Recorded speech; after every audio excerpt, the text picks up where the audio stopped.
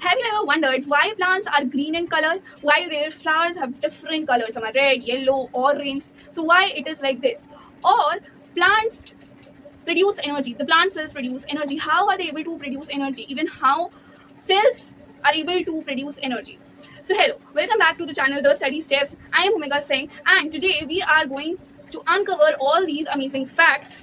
We are going to understand basically all the amazing facts about mitochondria and many other organelles. Basically, in this video, we are going to cover 3 main organelles which are very important. And if you will do this, so majority of the portion, most important portion of this chapter will be covered. So stay tuned to the last. Okay, so let's begin. So now we have done many organelles before, right? We have done nucleus, we have done cell membrane, cell wall, Golgi apparatus, lysosomes, right? So now we are going to see one more organelle, and what is that? That is mitochondria. Mitochondria. Now, what is mitochondria? Okay, so before understanding mitochondria को समझने से पहले एक छोटी सी imagination करते हैं, then it will help you, right? Imagine आपका phone है, ठीक है? आप किसी के पास सैमसंग होगा, किसी के पास ओप्पो का होगा, किसी के पास नोकिया का होगा, नोकिया तो थोड़ा पुराना हो गया, बट स्टिल ठीक है, सबके पास अलग अलग कंपनी के फोन होंगे, कुछ महंगे होंगे, कुछ सस्ते होंगे. I am not promoting any brand, right? So we have various phones, right? So what happen, अब किसी की रेंज बहुत ज़्यादा है, कुछ फोन्स होते हैं जो कि बहुत ज़्यादा महंगे होते हैं, ठीक है? कुछ होते हैं जो रीजनेबल प्राइस में मिल जाते हैं, 15,000 के होते हैं, कुछ बहुत ज़्यादा महंगे भी होते हैं, 1 लाख 2 लाख के भी होते हैं. सो बट टेल मी, चाहे फ़ोन कितना ही महंगा हो, कितनी अच्छी कंपनी का हो या कैसा भी हो, फ़ोन कीपैड वाला फ़ोन हो, अगर फ़ोन के अंदर बैटरी नहीं है तो will it work? Answer is a big no. अगर फ़ोन में चार्जिंग ही नहीं है तो काम ही नहीं करेगा. We would not be able to use it, right? So same way, in the similar way, actually plants also need energy. ठीक है, प्लांट्स के पास बहुत सारी चीज़ें करने के लिए, ग्रोथ होती है, डिवीजन होता है सेल्स का, डिवीजन ऑफ सेल्स हम पढ़ेंगे आगे नेक्स्ट वीडियो में, राइट? डिवीजन करना होता है, ग्रोथ करनी होती है, फिर कुछ रिपेयर भी करता है, प्लांट सेल्स में कुछ खराब हो जाता है, right? We have discussed all these things कि कौन रिपेयर करते कैसे होता है, ऑल दीज थिंग्स, ठीक है? तो इन सारी एक्टिविटीज़ में जो भी वेरियस फंक्शंस प्लांट्स के अंदर हो रहे हैं, तो इनमें क्या लगता है? एनर्जी लगती है. सिमिलरली जिस तरह फोन को काम करने के लिए क्या चाहिए? Source of energy, that is charging चाहिए, बैटरी चाहिए, इलेक्ट्रिसिटी चाहिए, तो that is a source of energy, right? Similarly जो प्लांट्स होते हैं उनको भी वेरियस फंक्शंस और एक्टिविटीज परफॉर्म करने के लिए क्या चाहिए होती है? एनर्जी चाहिए होती है, राइट? तो ये जो एनर्जी है ये कौन देता है, कहाँ से आती है, कौन से ऑर्गन प्रोवाइड करवाती है? Answer is mitochondria. That is why mitochondria is also known as the power house of the cell. क्या बोलते हैं इसको? The power house of the cell. The power house of the cell भी बोला जाता है. तो ये आ सकता है पेपर में, राइट? अब ये जो आपका मेम्ब्रेन की अगर हम बात करें माइटोकॉन्ड्रिया की, तो माइटोकॉन्ड्रिया में कितनी मेम्ब्रेन होती है, या होती भी है या नहीं होती? तो दैट्स अ ग्रेट क्वेश्चन. तो बेटा, mitochondria is surrounded by 2 membranes, ठीक है? ये वीआईपी मेंबर है. बाकी अगर हम ऑर्गेनेल्स में देखें, जितनी अभी तक हमने पढ़ी, उनमें खुद का मेम्ब्रेन नहीं होता, बट माइटोकॉन्ड्रिया में अपना खुद का मेम्ब्रेन है. ऐसे सिर्फ 2-3 ऑर्गेनेल्स ही हैं जिसमें खुद अपना मेम्ब्रेन होता है. So mitochondria is one of them, VIP member है, इसके पास अपना खुद का मेम्ब्रेन है. अच्छा, इसके ना खुद का मेम्ब्रेन हो, कितने मेम्ब्रेन है? I have told you that is 2 membrane है. अब इसमें भी 2 तरीके से, कैसे? एक होती है इनर मेम्ब्रेन, एक इसके पास है इनर और एक है इसके पास आउटर मेम्ब्रेन. पहले आउटर वाला समझते हैं बार. See outer membrane, if I talk about outer membrane, तो अगर आप माइटोकॉन्ड्रिया के आउटर मेम्ब्रेन को देखोगे, उसे स्टडी करोगे, तो यू विल अंडरस्टैंड कि आउटर मेम्ब्रेन जो है वो कैसी है आपकी? स्मूथ है, राइट? एंड पोरस है, ठीक है? जो आउटर मेम्ब्रेन होती है माइटोकॉन्ड्रिया की, that is smooth and porous. बेटा, क्योंकि ये जो आउटर मेम्ब्रेन है आपकी माइटोकॉन्ड्रिया की, आपकी भी माइटोकॉन्ड्रिया की जो आउटर मेम्ब्रेन है, क्योंकि वो पोरस है, इस वजह से क्या होता है? मूवमेंट आराम से हो पाती है. किसी चीज को अंदर आना है, बाहर जाना है, तो बहुत आसानी से मूवमेंट हो जाती है. So movement in and out it's very easy in case of mitochondria. जब आ गया आउटर मेम्ब्रेन, तो आउटर मेम्ब्रेन से कोई भी चीज अंदर बाहर आसानी से जा सकती है. ये कैसी है? पोरस है. प्लस कैसी है? स्मूथ है. एक इंपॉर्टेंट पॉइंट जो याद रखना है. अब बात करते हैं इसकी इनर मेम्ब्रेन की, ठीक है? राइट? इनर मेम्ब्रेन बेटा, it is little bit different. Yes, it is. कैसे है डिफरेंट? बेटा, ये ना अंदर की तरफ फोल्ड होती है, ठीक है? ये कैसे होती है? Folded inwards. I don't know, तुम्हें दिख रहा है नहीं? Folded inwards. जो इनर मेम्ब्रेन होती है माइटोकॉन्ड्रिया की, वो क्या होती है? अंदर की तरफ थोड़ी सी फोल्ड होती है. एंड ये जो फोल्डिंग है इसकी अंदर की तरफ की, इसको हम क्या बोलते हैं? इनर मेम्ब्रेन जो है माइटोकॉन्ड्रिया की, वो अंदर की तरफ क्या है? फोल्ड है. इसको हम क्या बोलते हैं? इसको हम बोलते हैं क्रिस्टा. क्या बोलते हैं? स्पेलिंग क्या है ये देखो, ये है स्पेलिंग CRISP, ठीक है। क्रिस्टा, ये ई है, ये सी नहीं है, CRISTA। तो इनर मेम्ब्रेन के केस में जो ये फोल्डिंग है, जो अंदर की तरफ फोल्डिंग हो रखी है, इसको हम ये बोलते हैं क्रिस्टा। इतना क्लियर हो गया? ओके, नाउ बेटा एक क्वेश्चन, ये हटाने से पहले एक इंपॉर्टेंट क्वेश्चन आ सकता है पेपर में। Question can come that why inner membrane of mitochondria, right, why inner membrane of mitochondria is folded towards inward, मतलब अंदर की तरफ क्यों फोल्ड है, why it is not smooth like the outer membrane, why inner membrane of mitochondria is not smooth but folded inwards, right, question may come, right, so what's the reason? See, अब मेरे पास paper तो है नहीं, but हम कोशिश करेंगे समझाने की। you have a box, let's say एक मिनट, थोड़ा गंदा है ये बॉक्स, बट आई होप चल जाएगा, तो टूट भी गया। दिस इज अ बॉक्स, ठीक है। इसके अंदर आपको क्या करना है, इसके अंदर आपको दिख रहा है, इसके अंदर आपको पेपर भरना है, ठीक है। तो टेल मी कि कितने पेपर आ जाएंगे लगभग। अगर मैं सपोज तुम्हारी कॉपी शीट का पेपर है या तुम्हारे रजिस्टर का जो पेपर है, अगर मैं वो खुला खुला डालू बिना फोल्ड करे, ठीक है, तो ज़्यादा आएंगे इसके अंदर पेपर्स, या फिर अगर मैं उनको फोल्ड करके पतला करके डालूँ तो ज़्यादा आएंगे। आंसर इज वेरी सिंपल कि अगर हम पेपर को फोल्ड करके इस बॉक्स में डालेंगे तो पेपर ज़्यादा आएगा, अगर हम ऐसे खुला खुला रख देंगे तो पेपर ज़्यादा नहीं आ पाएगा। सिमिलरली जो इनर मेम्ब्रेन होती है माइटोकॉन्ड्रिया की, वो इसलिए फोल्डेड है, और अच्छा भी है कि वो फोल्डेड है, क्योंकि इससे क्या होता है, जो सरफेस एरिया है वो क्या होता है, इंक्रीज हो जाता है, क्योंकि वो फोल्डेड है तो जगह मिल गई, सरफेस एरिया क्या हो गया, ज़्यादा हो गया, सरफेस एरिया इंक्रीज हो गया, जिसकी वजह से क्या होगा, जो केमिकल रिएक्शन होता है ऑर्गेनी में, माइटोकॉन्ड्रिया में, वो केमिकल रिएक्शन भी ज़्यादा हो पाएगा, क्योंकि जगह ज़्यादा मिल गई, जगह ज़्यादा मिलने की वजह से क्या होगा, जो केमिकल रिएक्शन हैं वो ज़्यादा हो पाएंगे, ठीक है, जल्दी हो पाएंगे। एंड अगर केमिकल रिएक्शंस होंगे तो इसी बात क्या होगा, एनर्जी ज़्यादा प्रोड्यूस होगी, ठीक है। तो सरफेस एरिया बेटा फोल्डेड इनवर्ड इसलिए है इनर मेम्ब्रेन, ताकि क्या हो, ताकि सरफेस एरिया जो है वो बढ़ जाए, सरफेस एरिया बढ़ जाएगा जब ये क्या होगा, अंदर की तरफ फोल्ड होता है, ठीक है, फोल्डेड इनवर्ड, तो सरफेस एरिया बढ़ता है, सरफेस एरिया बढ़ने की वजह से जो केमिकल रिएक्शंस है वो बढ़ जाते हैं, जिसकी वजह से जो एनर्जी है वो ज़्यादा प्रोड्यूस हो जाती है। समझ में आया, जिसमें तुम्हें पेपर और बॉक्स की मदद से समझाया, राइट, ओके। सो अब वन मोर थिंग, जो आपकी इनर मेम्ब्रेन है, इस इनर मेम्ब्रेन के अंदर एक और चीज होती है, एक जेली लाइक चीज होती है, उसको हम क्या बोलते हैं, मैट्रिक्स, ठीक है। मैं ये हटा देती हूँ, ये जो टर्म्स है मैट्रिक्स और ये सब, ये थोड़ी न्यू टर्म्स है, पहले ओल्ड एनसीईआरटी में नहीं थी, ठीक है, पूछी भी नहीं जाती थी, तुम्हारे बोल रही क्या ही किया जा सकता है। हाँ, तो हम कहा थे inside inner membrane. Inner membrane के अंदर क्या है, इनर मेम्ब्रेन के अंदर एक jelly like, you can say jelly like fluid तो नहीं कहेंगे, जेली लाइक रीजन है, एक जेली लाइक रीजन है, और इस जेली लाइक रीजन को हम क्या बोलते हैं, इस जेली लाइक रीजन को हम बोलते हैं मैट्रिक्स, MATRIX, ठीक है बेटा। इस मैट्रिक्स में क्या होता है, सी, तो इस मैट्रिक्स के अंदर होते हैं तीन चीजें, कौन सी होती है तीन चीजें, एंजाइम्स, मैट्रिक्स के अंदर कुछ एंजाइम्स होते हैं, इस जेली रीजन में कुछ एंजाइम्स होते हैं, राइट, राइबोसोम्स होते हैं, और कुछ क्या होते हैं, कुछ क्या सॉरी, और क्या होता है, डीएनए होता है, डीएनए कुछ तो नहीं होगा, ठीक है। सो मैट्रिक्स में क्या होता है, एंजाइम्स होते हैं, राइबोसोम्स होता है, और डीएनए होता है। ये भी आ सकता है, एटलीस्ट एमसीक्यू में तो आ ही सकता है, क्या क्या होगा, ऑप्शन ABCD से, ऑप्शन ए आ गया एंजाइम्स, ऑप्शन बी आ गया राइबोसोम्स, ऑप्शन डी आ गया डीएनए, और ऑप्शन डी आ गया all of the above. So your answer should be all of the above, right. इतना समझ में आ गया, ठीक है। अभी माइटोकॉन्ड्रिया करवा रही हूँ, डोंट वरी, इसका छोटा सा रिकैप भी करवा दूँगी, क्योंकि थोड़ी चीज़ें ज़्यादा हैं इसमें, राइट। अब हम बात करते हैं बेटा थोड़ा सा और माइटोकॉन्ड्रिया के बारे में ही। माइटोकॉन्ड्रिया जो है, इसमें मैंने आपको बताया ये डबल लेयर्ड मेम्ब्रेन होती है, दो मेम्ब्रेन होती है, एक इनर होती है, एक आउटर होती है। आउटर मेम्ब्रेन जो आपकी होती है वो स्मूथ होती है, प्लस वो कैसी होती है, पोरस होती है, जिसकी वजह से इजीली मूवमेंट हो पाता है इन एंड आउट। और एक होती है इनर, जो कि कैसी होती है, इट इज फोल्डेड इनवर्ड्स, अंदर की तरफ फोल्ड होती है। वो क्यों होती है, ताकि जो सर्फेस एरिया है ऑर्गेनली का वो बढ़ जाए। सर्फेस एरिया बढ़ेगा तो क्या होगा, केमिकल रिएक्शन बढ़ जाएगा, और केमिकल रिएक्शन बढ़ेगा तो एनर्जी ज़्यादा मिलेगी, सिंपल सा रीजन है। फिर मैंने तुम्हें ये भी बताया था कि इस के अंदर इस इनर फोल्डिंग में क्या होती है, इनर फोल्डिंग इनर मेम्ब्रेन में क्या होता है, एक जेली रीजन भी होता है जिसको हम मैट्रिक्स बोलते हैं। मैट्रिक्स में तीन चीजें होती हैं, एक राइबोसोम, एक आपका डीएनए होता है, और तीसरी बात होती है एंजाइम्स।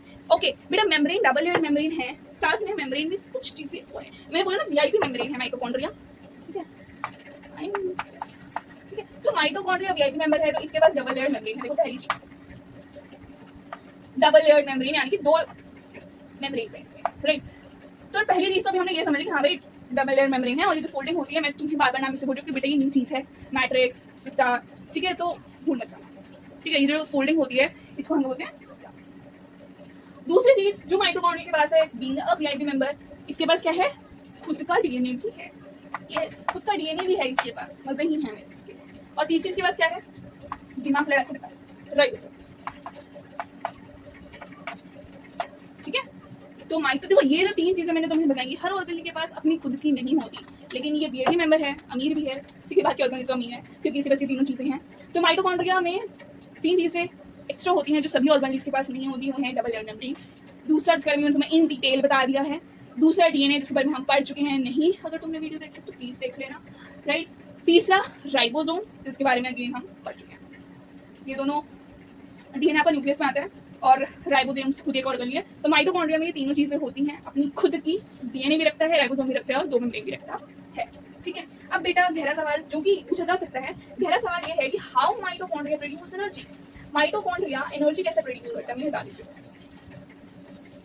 ठीक है। माइटोकॉन्ड्रिया एनर्जी कैसे प्रोड्यूस करता है, बेटा देखो हम प्लांट की पर्सपेक्टिव से पढ़ रहे हैं, राइट। और प्लांट में जो माइटोकॉन्ड्रिया, प्लांट में क्या होता है, फूड होता है। तुम बोलोगे प्लांट है तो प्लांट में खाना बना के देता है, तो फूड, तो प्लांट में क्या है, फूड, ओके। फूड में क्या होता है, फूड में मैंने पढ़ा था 8th क्लास में 7th क्लास में, उसमें ग्लूकोज होता है, फूड से हमें ग्लूकोज मिलता है, और भी बहुत सारी चीजें मिलती है, लेकिन मेन हमारे काम की यहाँ पे क्या है, ग्लूकोज, ठीक है। फूड से हमें क्या मिलता है, सॉरी ये चीनी ले रहा है, सॉरी ग्लूकोज, ठीक है। फूड में क्या होता है, ग्लूकोज।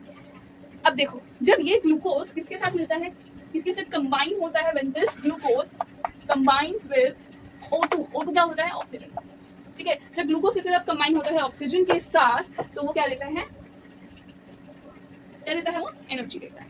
बेटा ये कौन सी प्रक्रिया है, कौन सा प्रोसेस है, ये कौन सा रेस्पिरेशन है, ये है सेलुलर रेस्पिरेशन, ठीक है। फूड में, प्लांट में क्या है, प्लांट क्या करता है, फूड बनाता है, फूड को स्टोर भी करता है अपने लिए, उस फूड में क्या होता है, ग्लूकोज होता है। तो जब ये ग्लूकोज ऑक्सीजन के साथ कंबाइन होता है तो हमें क्या देता है, एनर्जी देता है, या प्लांट को भी क्या देता है, एनर्जी देता है, जब ये ग्लूकोज के साथ कंबाइन होता है, ऑक्सीजन के साथ कंबाइन होता है। इस पूरे प्रोसेस को हम क्या बोलते हैं, सेलुलर रेस्पिरेशन, क्या बोलते हैं, सेलुलर रेस्पिरेशन। अब बेटा मेन मुद्दा, माइटोकॉन्ड्रिया जो ये ऑर्गेनल है, इससे एनर्जी मिल रही है। माई क्वेश्चन इज, ये एनर्जी किस फॉर्म में मिल रही है, so your answer should be ATP, ठीक है। किस फॉर्म में मिलती है हमें एनर्जी, एक प्लांट एनर्जी हमें किस फॉर्म में मिलती है, एटीपी की, ये यूनिट है एनर्जी, ठीक है। करेंसी हम इसको कहते हैं एक तरह से, ठीक है, करेंसी ऑफ एनर्जी।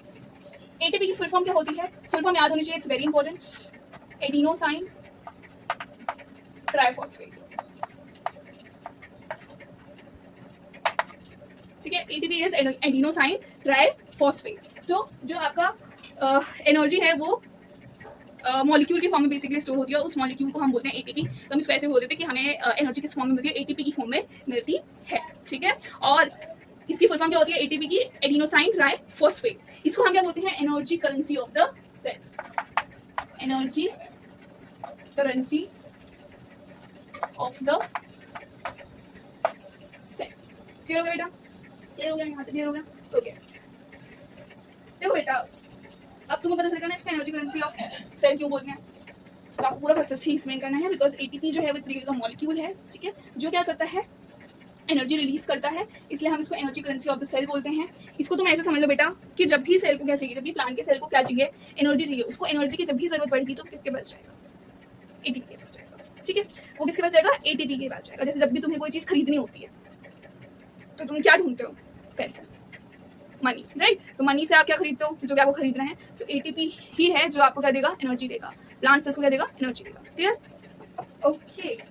सो बेटा यहाँ पे माइटोकॉन्ड्रिया ये वाली ऑर्गेनल जो है वो कंप्लीट हो गई, सूत्रों को शुक्र खत्म हो गई। बहुत सारे कॉन्सेप्ट है इसमें, कॉन्सेप्ट बहुत ज़्यादा नहीं है, थोड़े से ही है, माइटोकॉन्ड्रिया में थोड़ा सा बड़ा हो गया वो बस। देखो मैं आपको बता देती हूँ क्या क्या पढ़ा, ठीक है। माइटोकॉन्ड्रिया को हमने ये पढ़ा कि माइटोकॉन्ड्रिया को हम क्या बोलते हैं, power house of the cell बोलते हैं, ठीक है। माइटोकॉन्ड्रिया क्या है, बेसिकली एनर्जी जब भी चाहिए तो एनर्जी कौन सी ऑर्गेनल से मिलती है, हमें माइटोकॉन्ड्रिया से मिलती है, ठीक है। माइटोकॉन्ड्रिया जो है इसमें आपकी डबल लेयर मेम्ब्रेन होती है, 2 मेम्ब्रेन होती है इसके पास, इनर और आउटर। आउटर मेम्ब्रेन जो होती है माइटोकॉन्ड्रिया की वो कैसी होती है, स्मूथ होती है, पोरस होती है, जिसमें आसानी से मूवमेंट हो पाती है। वेरस अगर हम वहीं पे बात करें इनर मेम्ब्रेन की, तो वो अंदर की तरफ फोल्ड होती है। क्यों होती है क्वेश्चन आ सकता है। और ये जो फोल्ड होती है अंदर की तरफ उसको हम बोलते हैं सिस्टा, CISTA, ठीक है। फिर अब ये फोल्ड होती है, ठीक है, क्यों होती है, जिसकी वजह से इसका जरूरी है कि अंदर की तरफ फोल्ड हो, क्योंकि इससे क्या होता है जो सर्फेस एरिया है वो इंक्रीज हो जाता है। जब सर्फेस एरिया इंक्रीज हो जाता है तो उसकी वजह से केमिकल रिएक्शन जो है वो ज्यादा हो पाते हैं, केमिकल रिएक्शन इंक्रीज हो जाता है। अल्टीमेटली केमिकल रिएक्शन इंक्रीज होने की वजह से जो एनर्जी प्रोड्यूस होती है वो भी इंक्रीज हो जाती है, ये मेम्ब्रेन, ठीक है। फिर मैंने तुम्हें ये भी बताया था कि जो तुम्हारा इनर मेम्ब्रेन है उसके अंदर एक जेली लाइक रीजन भी होता है जिसको हम मैट्रिक्स बोलते हैं। मैट्रिक्स के अंदर 3 चीजें होती हैं, one is your enzymes, second is your DNA and third is your ribosomes, right? तो ये हमने पढ़ा था। फिर मैंने तुम्हें दूसरी चीज बताई कि जो माइटोकॉन्ड्रिया है, माइटोकॉन्ड्रिया के पास खुद का डीएनए भी है और खुद का राइबोसोम भी है। फिर हमने डिस्कस करा कि जो माइटोकॉन्ड्रिया है वो किस तरीके से एनर्जी प्रोड्यूस करता है। तो सिंपल आंसर है कि प्लांट है, प्लांट वो फूड बनाता है फोटोसिंथेसिस की मदद से, हमें बचपन से पढ़ते आ रहे हैं। जो फूड बनता है उसमें क्या होता है, ग्लूकोज होता है। तो जब वो किसके साथ कंबाइन होता है, ऑक्सीजन के साथ कंबाइन होता है, तो क्या देता है, एनर्जी देता है। और किस फॉर्म में देता है, एटीपी की फॉर्म में, दैट इज एडिनोसाइन ट्राइफॉस्फेट, जिसको हम energy currency of the cell भी बोलते हैं। और ये जो मैंने तुम्हें बताया फूड में ग्लूकोज होता है, ग्लूकोज ऑक्सीजन के साथ कंबाइन होता है, इसको हम क्या बोलते हैं, सेलुलर रेस्पिरेशन बोलते हैं इस प्रोसेस को। तो ये था माइटोकॉन्ड्रिया, ठीक है। अब हम जाते हैं अपने अगले ऑर्गन लीफ पे, विच इज प्लास्टिड्स। मेरी ये वीडियो थोड़ी सी बड़ी होगी बिकॉज आज यू हैव सीन कि माइटोकॉन्ड्रिया ही ज्यादा टाइम ले चुका है और अभी 2 और कर रही है, ठीक है। प्लास्टिड्स की वीडियो होगी, ठीक है। ओके, प्लास्टिड्स जो होते हैं बेटा वो आपके सिर्फ और सिर्फ किस में होते हैं, प्लांट्स में होते हैं, ठीक है।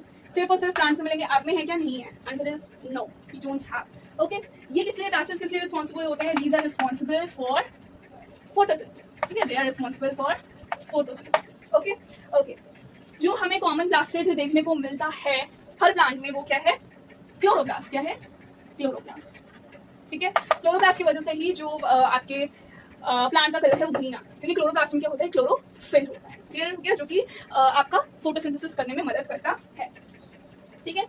ऑल्सो जो आपका क्लोरोप्लास्ट है बेटा, अगेन ये भी आपका क्या है, 2 मेम्ब्रेन से बाउंड है। इसके पास भी क्या है, 2 मेम्ब्रेन है, ठीक है। ये एमई जो है वो क्या है, मेम्ब्रेन लिखा हुआ है मैंने शॉर्ट में। 2 मेम्ब्रेन होती है क्लोरोप्लास्ट के पास भी, राइट। और इसके अंदर क्या होता है, एक सेमी फ्लूइड, क्लोरोप्लास्ट में एक सेमी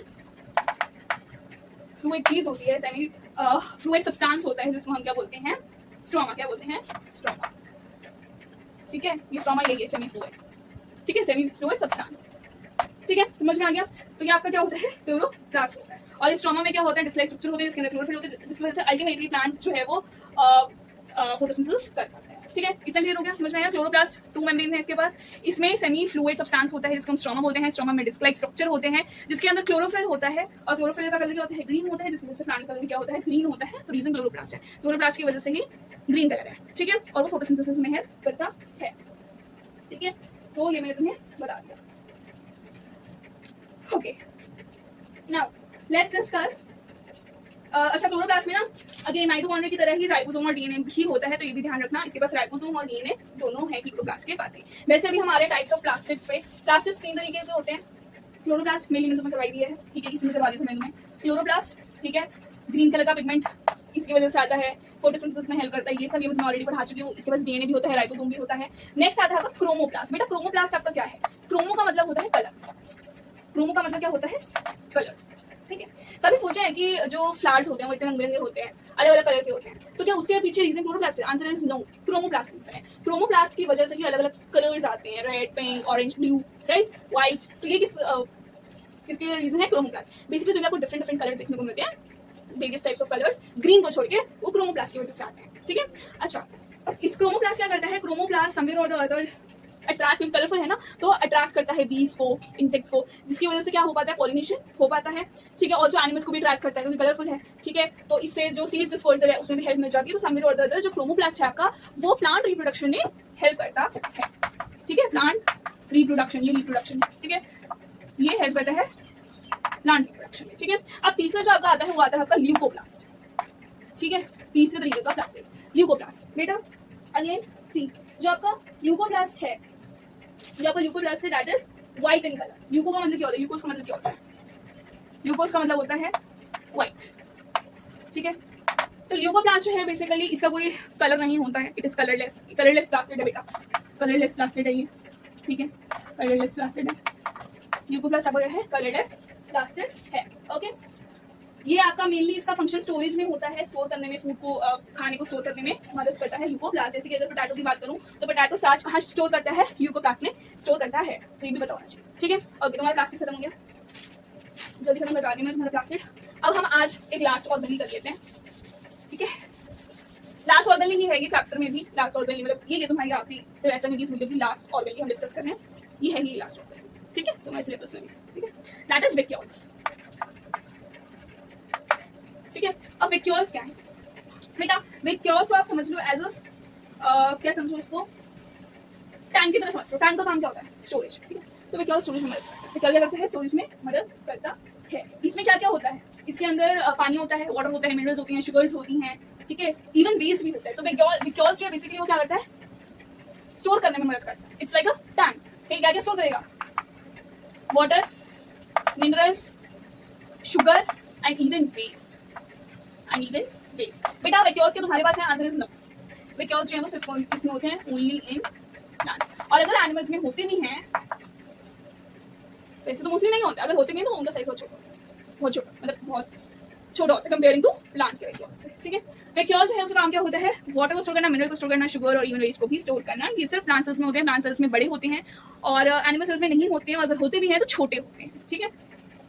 ओके, नाउ अब इसके अंदर आगे देखते हैं। जैसे मैंने तुम्हें बताया कि एक बड़ा सा वैक्यूल होता है प्लांट सेल में, लाइक ये तुम्हारा प्लांट सेल है तो इसमें इतना बड़ा सा ये वैक्यूल है, ठीक है, समझ में आ गया। ओके, अच्छा, ये जो वैक्यूल होती है इसकी खास बात क्या है कि इसके पास सिलेक्टिवली परमिएबल मेम्ब्रेन ही होती है, सिंगल सिलेक्टिव परमिएबल मेम्ब्रेन। अब अगर किसी ने पूछा कि परमिएबल मेम्ब्रेन क्या होती है तो क्या कर सकते हैं? पढ़े जाकर सेल मेम्ब्रेन पढ़ाया था ना, उसमें है, देख लो वो वीडियो जाके मिलता है, ठीक है। हाँ, ओके, तो वैक्यूल्स के पास क्या होती है? Single semi permeable, selective permeable, semi permeable, selective बोल रहे हैं, सेमी, ठीक है, सिंगल सेमी परमिएबल मेम्ब्रेन होती है इसके पास वैक्यूल के पास, ठीक है। अब वैक्यूल में बेटा क्या होता है? Cell sap. अब ये सेल सैप क्या होता है ये बताओ हमें बेटा। सेल सैप कुछ नहीं है, लिक्विड पोर्शन होता है, ठीक है। वैक्यूल के अंदर जो लिक्विड पोर्शन होता है ना, दैट इज सेल सैप। और उस सेल सैप में क्या होता है? ये सारी चीजें होती है, वाटर, मिनरल, शुगर और वेस्ट। बेसिकली इसके अंदर ये जो भी कुछ होगा ना यहाँ पे, ये वाटर, मिनरल्स, वेस्ट वगैरह, उसको क्या बोलते हैं? सेल सैप, ठीक है। क्लियर हो गया? ओके बेटा, एक क्वेश्चन तुमसे हम पूछेंगे अब, that is why do plants stand upright? Plant सीधे कैसे खड़े हो पाते हैं? सीधे, ठीक है। तो बहुत सारे बच्चों का आंसर होगा क्योंकि ना स्टेम में सीधे खड़े होते हैं, but this is the wrong answer, और I must say it is not wrong answer, but it is an incomplete answer. Answer complete नहीं है, ठीक है, सेम है, सेम जैसे वो अपराइट खड़ी हो पाती है वो सही है एकदम, बट इट्स इनकम्प्लीट। बेटा प्रेशर, कौन सा प्रेशर? Turgor pressure. कौन सा प्रेशर? Turgor pressure. पहले मैं हटा दूं, टर्गर प्रेशर, ठीक है। ओके, टर्गर प्रेशर क्या होता है? देखो बेटा, वैक्यूल में ना लार्ज अमाउंट में वाटर जो है वो स्टोर होता है, ठीक है। सॉरी, कैमरा हिल गया, ठीक है। टर्गर प्रेशर बेटा देख होता क्या है?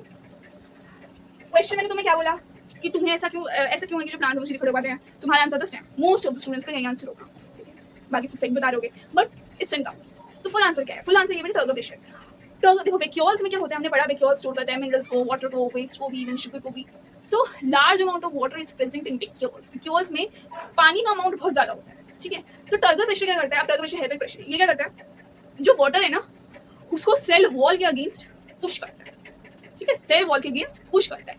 इसकी वजह से जो प्लांट है वो फर्म हो पाता है, अपराइट खड़ा हो पाता है। क्लियर हो गया? ठीक है, इसकी वजह से क्या होता है? प्लांट जो है वो फर्म हो जाता है, तो खड़ा हो जाता है। बेटा तू एक काम करो, मैंने तुम्हें ये तो बता दिया ना, बता दिया मैंने।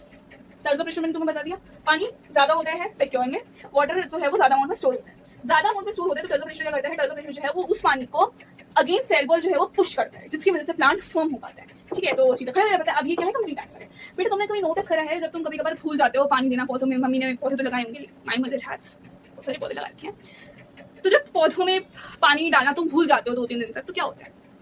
नोटिस करा है क्या होता है? वो ड्रॉप होने लगती है, उसकी स्टेम्स ड्रॉप होने लगती हैं, गिरने लगती है, टूटने लगती हैं, हाँ, मुरझाने टाइप से होने लगता है, ठीक है। तो इतनी सॉफ्टन से क्यों हो रही है? वैसे ड्रॉप क्यों हो रही है? अभी तक तो नहीं होती थी ड्रॉप, क्यों हो रही है बेटा? उसका रीजन टर्गर प्रेशर।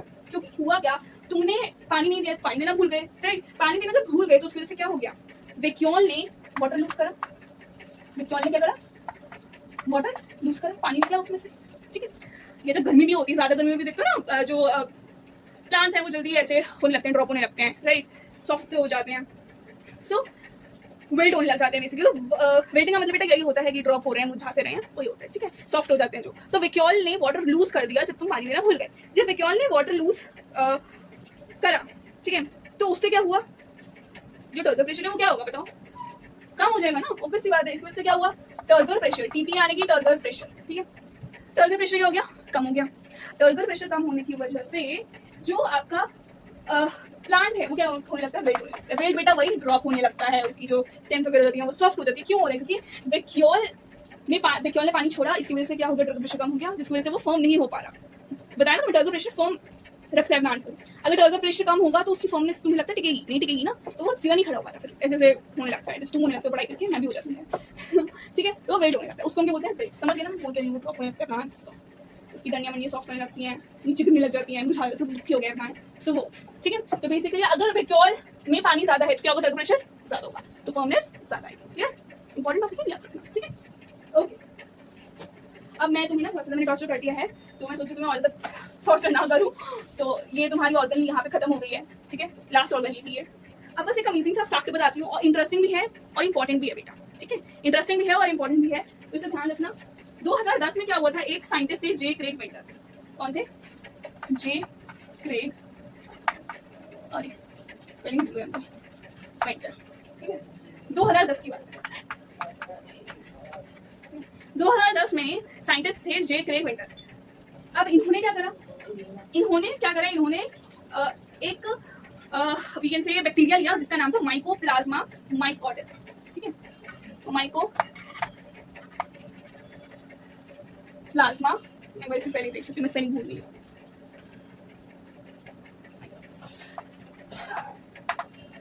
ठीक है, इतना भी याद रखोगे तब। ये क्या था, एक बैक्टीरिया, ठीक है। तो इन्होंने क्या करा, इसका माइकोप्लाज्मा का ये जो बैक्टीरिया है, इसका क्या करा, एक सिंथेटिक डीएनए क्रिएट करा, क्या करा, क्रिएटेड सिंथेटिक डीएनए, ठीक है, यानी कि खुद से डीएनए इसका बनाया, ठीक है। तो ये जे क्रेग वेंटर ने क्या करा, 2010 में माइकोप्लाज्मा माइकोटिस का जो कि बैक्टीरिया है उसका एक सिंथेटिक डीएनए उन्होंने बनाया, और फिर क्या करा उन्होंने इसी की तरह, ठीक है, इसी की तरह एक दूसरा बैक्टीरिया लिया, क्या लिया, इसी की तरह एक दूसरा बैक्टीरिया लिया, ठीक है, और उसमें से उसका डीएनए हटा दिया, ठीक है, इसी की तरह सिमिलर बैक्टीरिया लिया उन्होंने, इसी की तरह सिमिलर बैक्टीरिया लिया उन्होंने, और उसमें से उसका जो ओरिजिनल डीएनए था वो हटा दिया। जब उन्होंने वो डीएनए हटाया तो उन्होंने क्या करा, अपना ये सिंथेटिक डीएनए जो उन्होंने डाला था, सॉरी क्रिएट करा था, वो उसके अंदर इंसर्ट कर दिया, ठीक है, मतलब ओरिजिनल डीएनए उस दूसरे वाले में से हटाया और अपना ये जो उन्होंने खुद क्रिएट करा था डीएनए वो उसमें डाल दिया। अब कुछ समय बाद क्या हुआ, सेल ग्रो हुआ, ठीक है, तो उसमें क्या हुआ, उसकी जो कैरेक्टरिस्टिक्स है वो उसमें थोड़े से चेंजेस आए, ठीक है। सेल जब ग्रो होना शुरू हुआ तो उसके कैरेक्टरिस्टिक्स वगैरह में थोड़े से चेंजेस आए, उसकी फंक्शन में चेंजेस आए, वो बेसिकली न्यू डीएनए के हिसाब से अब क्या कर रहा था, काम कर रहा था। तो बेसिकली इससे क्या पता चलता है कि जो डीएनए है वही आपके सेल में आपकी एक्टिविटीज, आपके फंक्शन को क्या कर रहा है, कंट्रोल कर रहा है। समझ में? एक बार दोबारा इन जस्ट शॉर्ट में बता दूं कि क्या हुआ इस केस में। सी 2010 में एक साइंटिस्ट थे जिनका नाम था जे क्रेग वेंटर। इन्होंने बैक्टीरिया लिया जो क्या था, माइकोप्लाज्मा माइकोटिस, ये बैक्टीरिया था।